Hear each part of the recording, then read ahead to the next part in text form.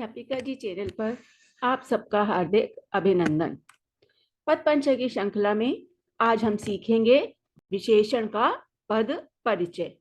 तो चलिए सबसे पहले हम जानते हैं कि विशेषण किसे कहते हैं। संज्ञा एवं सर्वनाम की विशेषता बताने वाले जो शब्द होते हैं वो शब्द विशेषण कहलाते हैं। जैसे मुझे ताजे फल दे दो। अब यहाँ पे फल कैसे हैं? ताजे। तो फल की विशेषता क्या है? ताजा। तो ये ताजा जो होगा वो विशेषण होगा। मुझे 2 किलो आलू चाहिए। तो आलू की विशेषता कितनी है? कितनी परिमाण बताया जा रहा है आलू का? 2 किलो। तो यहाँ पे 2 किलो क्या हो जाएगा? आलू की विशेषता होने के कारण 2 किलो विशेषण कहलाएगा। मुझे 4 केले चाहिए। तो अब यहाँ पे केले की संख्या कितनी है? 4। तो यहां पर 4 जो होगा वो विशेषण कहा जाएगा। विशेषण के 4 भेद होते हैं मुख्य रूप से। पहला गुणवाचक विशेषण, दूसरा परिमाणवाचक विशेषण, तीसरा संख्यावाचक विशेषण और चौथा सार्वनामिक विशेषण। अब दोबारा से यदि हम देखें कि परिमाणवाचक विशेषण और संख्यावाचक विशेषण के पुनः दो भेद हो जाते हैं कि निश्चित परिमाणवाचक और अनिश्चित परिमाणवाचक। इसी प्रकार से संख्यावाचक जो विशेषण है उसके भी 2 भेद हो जाते हैं, निश्चित संख्यावाचक विशेषण और अनिश्चित संख्यावाचक विशेषण। तो अब हम आगे समझते हैं कि गुणवाचक विशेषण किसे कहते हैं। जो विशेषण किसी संज्ञा सर्वनाम के गुण, दोष, रंग, स्थान, आकार आदि का बोध कराते हैं वही गुणवाचक विशेषण कहलाते हैं। अर्थात जिन शब्दों से हमें किसी भी संज्ञा या सर्वनाम के गुणों के बारे में जानकारी होती है, उनका रंग कैसा है, उनकी आकार कैसा है, इन सब का हमें जो पता चलता है वही शब्द गुणवाचक विशेषण के अंतर्गत आते हैं। जैसे टोकरी में ताजे फल रखे हुए हैं। तो फल कैसे हैं? ताजे हैं। तो ये उनका गुण है, इसलिए गुणवाचक विशेषण हो गया। चौड़े मैदान के चारों ओर दर्शक बैठे हैं। अब मैदान क्या है? वो आकार बताया जा रहा है कि वो चौड़ा है, इसलिए यहाँ पे चौड़ा क्या हो गया? गुणवाचक विशेषण। यह दही खट्टा है। ये दही का क्या गुण बताया जा रहा है? कि दही खट्टा है, इसलिए यहाँ पर खट्टा जो हुआ वो गुणवाचक विशेषण हुआ। उस पौधे में नीले फूल खिल रहे हैं। अब फूल का रंग कैसा बताया जा रहा है? नीला। तो इस प्रकार नीला जो हुआ वो गुणवाचक विशेषण हुआ। तो ये चारों हम उदाहरणों में देख रहे हैं कि जो संज्ञा शब्द आए हुए हैं उनका रूप, उनका रंग, उनका आकार और गुण बताया जा रहा है, इसलिए ये सभी शब्द गुणवाचक विशेषण के अंतर्गत ही आएंगे। तो चलिए दूसरा भेद अब हम देखते हैं, परिमाणवाचक विशेषण। संज्ञा और सर्वनाम शब्दों की मात्रा और माप तोल आदि का बोध कराने वाले विशेषणों को परिमाणवाचक विशेषण कहते हैं। मतलब जिन भी शब्दों से हमको संज्ञा शब्द की ये पता चले कि ये कितना है, उनकी मात्रा पता चले कि जो चीज तोली जा सकती है, ठीक है, नापी जा सकती है। जैसे हम कपड़े को मीटर में नापते हैं, चीनी को हम तराजू पर तोलते हैं। तो जो भी चीज नापी जाए या उसको तोला जाए वो परिमाणवाचक विशेषण के अंतर्गत आएंगे। जैसे 3 मीटर कपड़ा। अब ये कपड़े को कैसे नापा गया? 3 मीटर है, तो इसलिए यहाँ पे 3 मीटर क्या हो गया? परिमाणवाचक विशेषण। 3 किलो आलू। अब यहाँ पे आलूओं को तोला हम जाते हैं, गिनते नहीं है। तो संख्यावाचक विशेषण और परिमाणवाचक विशेषण में यही अंतर होता है कि जो चीज गिनी जा सकती है वो परिमाणवाचक विशेषण नहीं होगी, बल्कि जो चीज हम नाप तोल करके लेते हैं वो परिमाणवाचक विशेषण के अंतर्गत आएगा। जैसे 2 लीटर दूध। अब दूध की मात्रा कितनी है? वो 2 लीटर। तो दूध जो है वो तोल करके, माप करके दिया जाता है, इसलिए ये सभी शब्द परिमाणवाचक विशेषण के अंतर्गत आएंगे। अब इसके फिर से 2 भेद होते हैं, अनिश्चित परिमाणवाचक और निश्चित परिमाणवाचक। निश्चित परिमाणवाचक विशेषण वो होते हैं जिनसे एक निश्चित मात्रा का पता चलता है। जैसे 2 किलो आलू दे दो। अब आलू की एक निश्चित संख्या है कि मुझे 2 किलो आलू चाहिए। मोहन 4 मीटर कपड़ा लाया।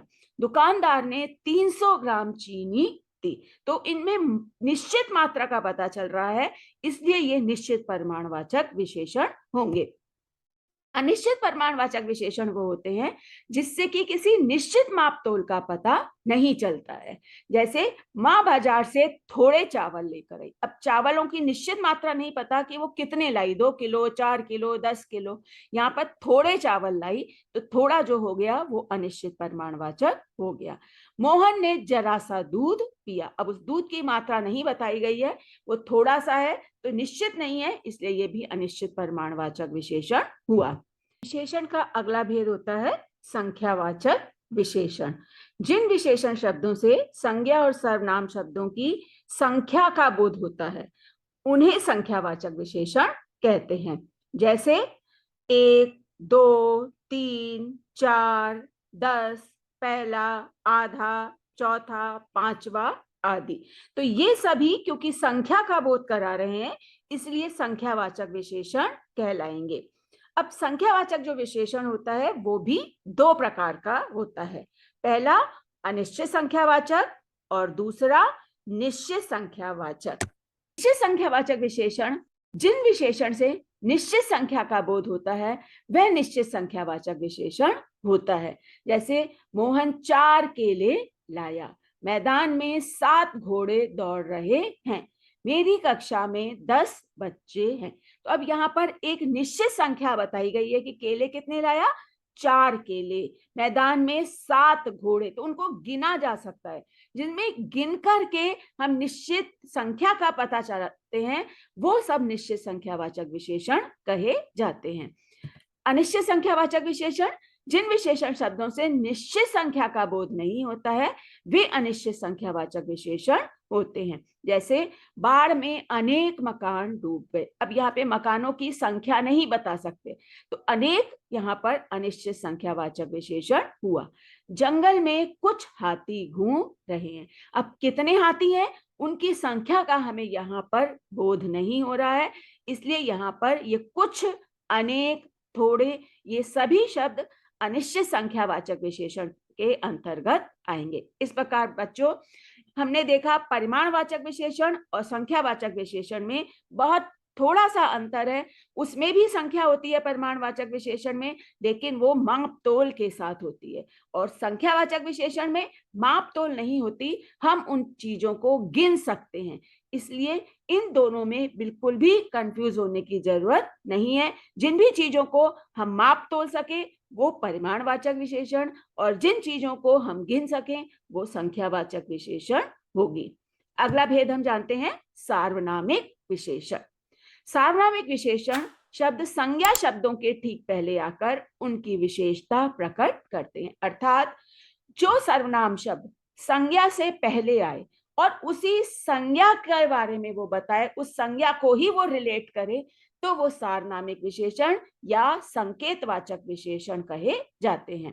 जैसे यह लड़का कक्षा में प्रथम आया। अब यहाँ पे लड़का क्या है, संज्ञा, और संज्ञा से पहले क्या आ रहा है, यह सर्वनाम होता है, लेकिन यहाँ पर यह सर्वनाम लड़के के लिए आ रहा है, तो यह लड़का एक ही चीज है, इसलिए यहाँ पर यह जो हुआ वो सार्वनामिक विशेषण हुआ। वह आदमी अच्छे से काम करना जानता है। अब यहाँ पे हमने देखा था कि वह शब्द जो है वो सर्वनाम के अंतर्गत आता है, पुरुषवाचक सर्वनाम, लेकिन यहाँ पर वह किसके लिए आ रहा है, वह आदमी, मतलब वह कौन है, आदमी। तो यहाँ पे वह और आदमी एक ही पद का बोध करा रहे हैं, इसलिए ये जो वह हुआ वो सार्वनामिक विशेषण हुआ। वह लड़का बहुत होशियार है। यहाँ पर भी वह जो किसके लिए आ रहा है, लड़के के लिए, तो यहाँ पर वह क्या हो गया, सार्वनामिक विशेषण। अब हम जानते हैं कि सर्वनाम और सार्वनामिक विशेषण में वास्तव में क्या अंतर होता है और हम दोनों को किस तरह से पहचान सकते हैं। सर्वनाम शब्द संज्ञा शब्दों के स्थान पर आते हैं, ठीक है। जो शब्द संज्ञा के स्थान पर आ रहा है उसके साथ संज्ञा नहीं आ रही है, ठीक है, तो वो तो सर्वनाम होगा। जैसे यह गृह कार्य इसने किया था, अब यहाँ पर इसने क्या है, ये सर्वनाम होगा क्योंकि इसके बाद कोई संज्ञा नहीं आ रही है।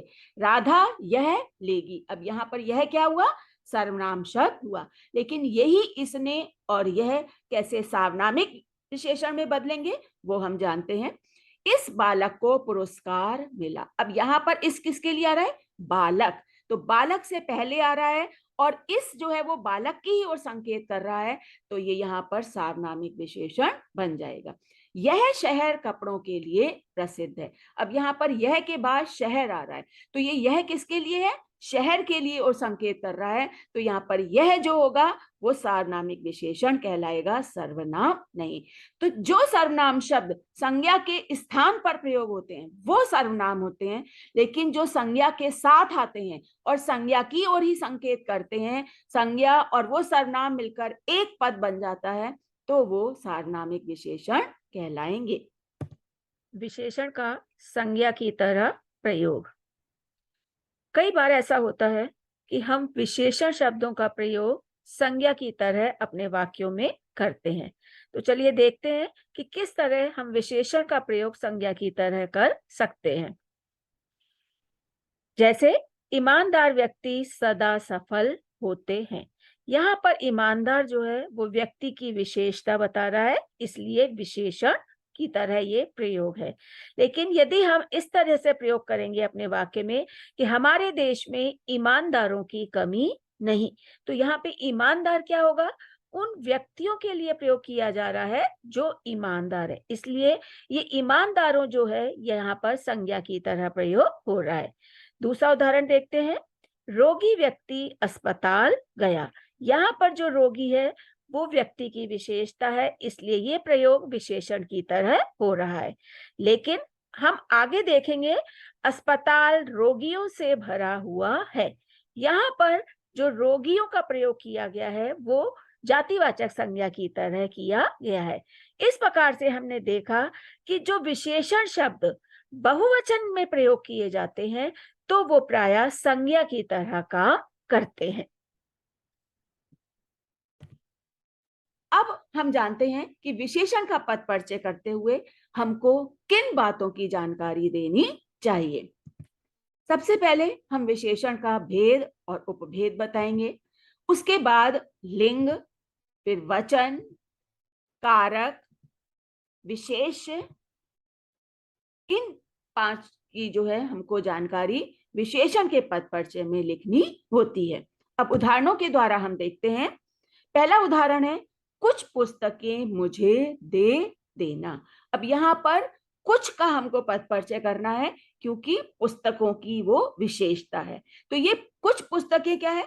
पुस्तकों को संख्या का हमें नहीं पता है कि कितनी पुस्तकें हैं, इसलिए यहाँ पर कुछ जो होगा वो संख्यावाचक विशेषण होगा, लेकिन हम क्योंकि उनको गिन नहीं सकते हैं इसलिए ये अनिश्चित संख्यावाचक विशेषण होगा।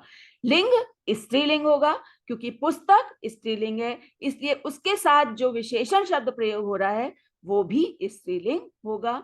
बहुवचन पुस्तक विशेष का विशेषण है, तो ये किसकी विशेष क्या है इसमें? पुस्तक। तो इस तरीके से हमने भेद बताया, लिंग बचाया, वचन बताया और हमने विशेष का जो है वो परिचय दिया, विशेष को इंगित किया कि इसमें विशेष पद कौन सा है। दूसरा हम देखते हैं उदाहरण, इन लोगों ने मेरी सहायता की। अब यहाँ पर हमको इन का जो है वो पद परिचय देना है। तो इन शब्द क्या है? वैसे तो सर्वनाम कहा जाता है, लेकिन यहाँ पर क्या आ रहा है? लोगों, इन लोगों ने। तो यहाँ पर इन जो हो गया वो सार्वनामिक विशेषण हो गया। लिंग क्या हो गया? क्योंकि लोगों का लिंग जो है वो पुल्लिंग हुआ, बहुवचन है, तो इस इन का भी लिंग पुल्लिंग और बहुवचन होगा, और लोगों विशेष का ये विशेषण है। विद्यार्थियों, एक बात याद रखना कि विशेषण का अपना कोई लिंग वचन नहीं होता है। वो जिस विशेष के ओर संकेत करता है या जिस विशेष के लिए प्रयोग होता है, तो विशेष का जो लिंग वचन होगा वही विशेषण का भी लिंग वचन माना जाता है। जैसे इस उदाहरण में पुस्तक जो है वो स्त्रीलिंग है और बहुवचन है, तो यहाँ पर विशेष कुछ जो होगा वो भी स्त्रीलिंग और बहुवचन ही होगा। इन भी क्या है? क्योंकि लोग बहुत सारे हैं और वो पुल्लिंग होते हैं लोग, तो यहाँ पर इन का जो लिंग होगा वो पुल्लिंग ही होगा और बहुवचन होगा। और उदाहरण हम 2 देखते हैं।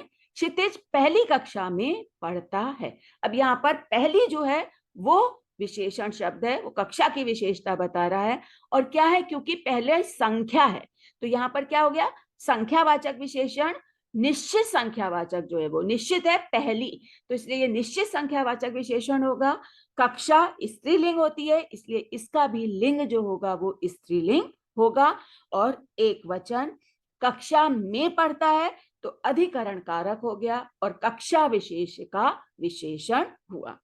यह पुस्तक वैभव की है। अब यहाँ पर हमको यह का जो है वो पद परिचय करना है। तो यह क्या है? पुस्तक। तो पुस्तक के लिए ही प्रयोग हो रहा है यह, तो ये क्या बन जाएगा? सार्वनामिक विशेषण। लिंग स्त्रीलिंग हो जाएगा क्योंकि पुस्तक का लिंग स्त्रीलिंग है। एक वचन पुस्तक विशेष का विशेषण है। इस प्रकार से हमने आज विशेषण का पद परिचय करना जो है वो सीखा। अगले भाग में क्रिया विशेषण के पद परिचय के साथ हम पुनः मिलेंगे। तब तक के लिए धन्यवाद।